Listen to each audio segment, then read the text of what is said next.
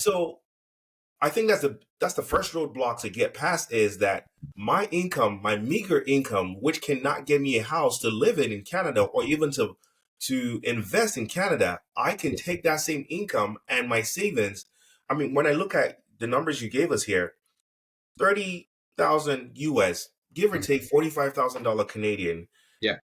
was able to buy them a house, was able to buy you a house and cash flow 400,000. Now, granted, that was 5 years ago, Yeah. but even till today, I'm part of a few sites and I'm able to look. You can still get decent properties Yeah. for Yeah, you can. 140, 150. Yes, you can. So that's not even that far off from the average Canadian to Yeah. begin to look and say the US side of things may actually be viable considering where my income is.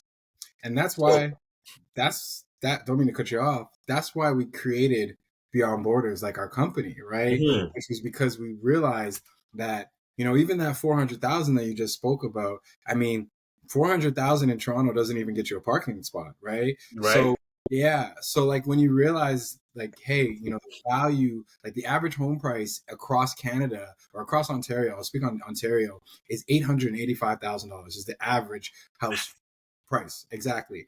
Right. Now, the markets that we go to and that we're looking at, those same average homes are anywhere between, let's call it, $200,000 and $250,000. So, one third or a quarter of the price of Hmm. what you would pay for in Canada. So, and also the rents do not trail that far behind, Right.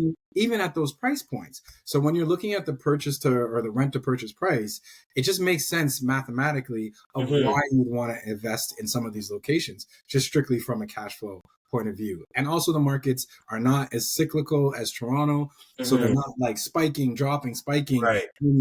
And you constantly have to time the market, right? Like Hmm. in Toronto, you could do fantastic if you're on the right part of that wave.